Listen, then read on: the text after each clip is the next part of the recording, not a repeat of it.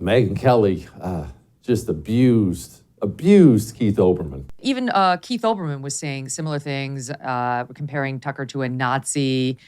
He also, for good measure, decided to tweet about me because I said Tucker's going to be better off without Fox, and said something to the effect of, you got fired from Fox and NBC. What would you know about it? So first of all, you misstate the circumstances of my departure from NBC, sir. That's all I'm allowed to say about it. And as for Fox, there were widely reported facts that I was offered $100 million to stay there. But the record's very clear that I left voluntarily because I wanted to raise my family, something you don't know anything about, because no one would marry you and you have no children. You have a cold, lonely life in which you become a bitter, bitter man, something I wouldn't know anything about because my life is joyful and I've managed to raise my own children. And someday, I hope you have that pleasure, but I don't have high hopes it's going to happen.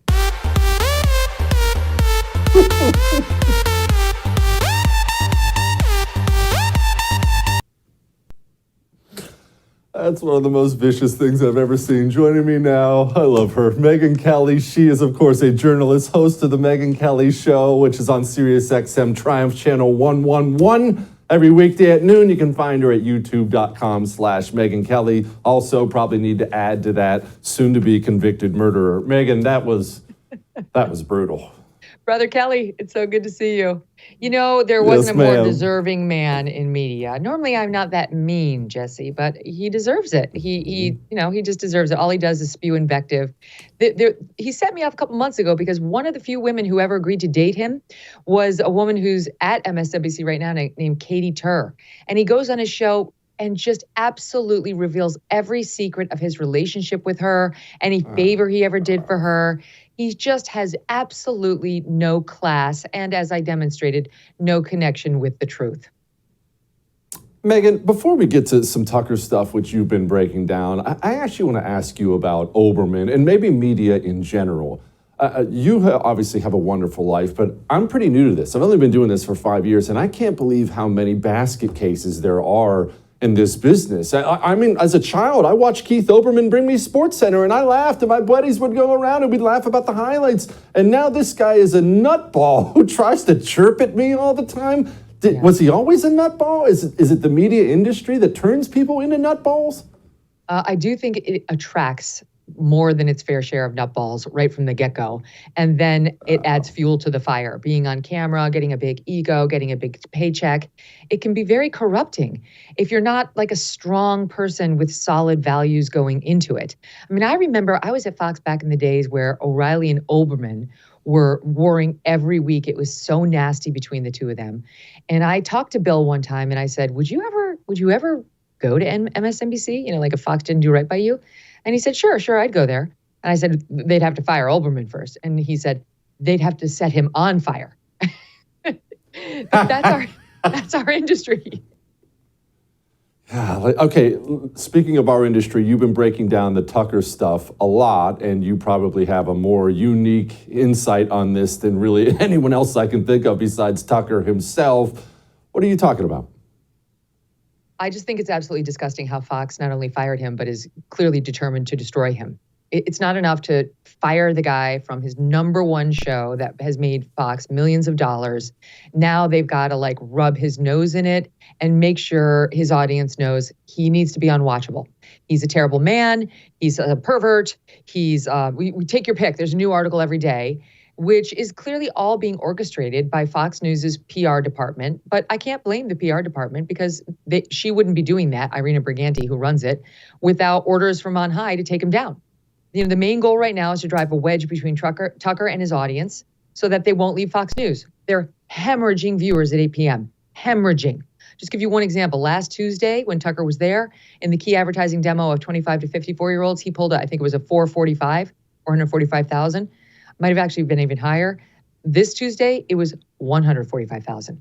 I mean, the number of viewers who are tuning out, and in the overall, I think they lost 600,000 viewers. So the viewers are angry at 8 p.m. They've taken him away without an explanation, without any fairness to him. Every day they drop another hit piece on him. There's a clear threat that they have some Oppo file they'll be leaking. What more could there be? They hit him every day. For what? What did he do again? Did he cost the company, money? No, he wasn't behind the Dominion settlement. That wasn't a Tucker Carlson problem. That was other talent and executives. He won for them. He put points on the board. He made them relevant. He got them through the Trump era, which was a very tricky time in conservative media. And for that, he gets the boot. And they try to besmirch him in front of his wife, in front of his kids, in front of his audience, because they don't want the audience following him.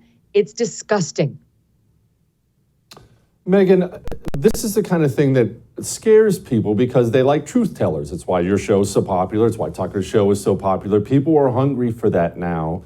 And it seems like the gigantic media organizations are purging that. Am I imagining it? Because that's what it seems like. And if that's what it is, what does that mean for the future of people seeking out truth in some way? There is an element of that. I know I, like everybody else, don't know what the real reason is behind Tucker's firing, but it seems like that's at least an element of it. And if you looked at Tucker's statement last night, where he didn't address any of this head on, that to me seems what he was trying to telegraph.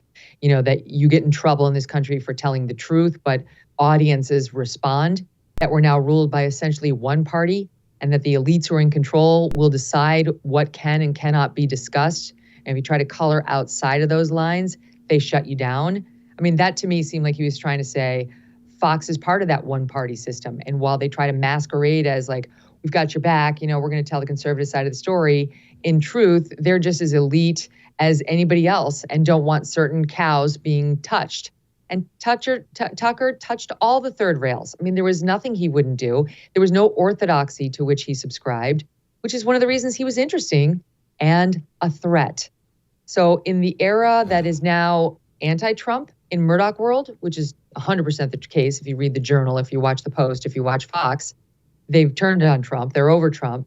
Where Tucker, I wouldn't say he's pro-Trump, but he's definitely like pro-Trump's voters. He understands who they are and what's important to them. Doesn't talk down to them, doesn't dismiss their worldview as just deplorable or not mentionable. He now may have outlived his usefulness. And that too is absolutely disgusting because Trump is probably going to be the GOP nominee. And then what's Fox going to do?